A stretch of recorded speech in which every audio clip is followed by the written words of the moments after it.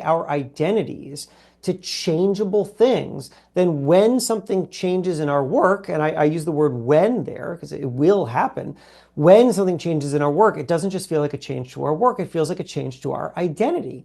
And that's really scary and destabilizing. And it's the kind of thing that forces us to go back and try to hold on to what came before in possibly very unproductive ways.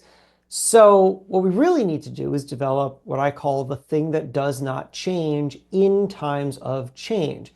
And that is a fundamental understanding of what you do, down to the level in which you could articulate it by using words that are not anchored to something that's easily changeable. I know that sounds kind of dense, so let me break it apart.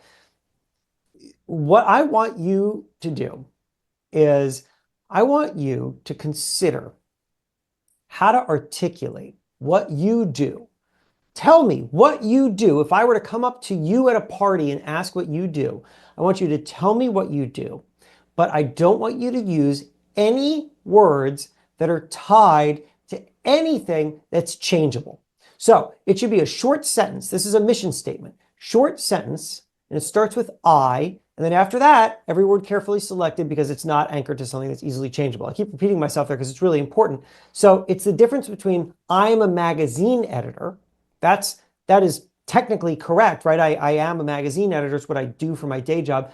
I'm a magazine editor, also all very changeable. One phone call from my boss at Entrepreneur Magazine telling me that I'm being fired and now I'm not a magazine editor. So that's not a good identity. Here's a better identity. I tell stories in my own voice.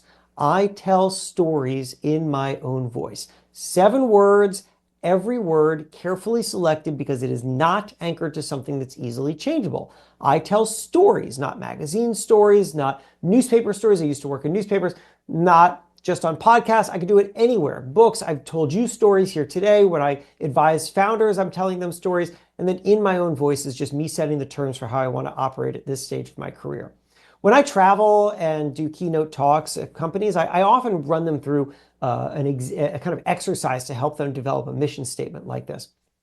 And it's incredible to hear what people have to say. They'll tell me, these very experienced professionals will tell me things like, I help teams achieve greatness, or I solve the most complex problems. There was a woman at an event in Chicago who came up to me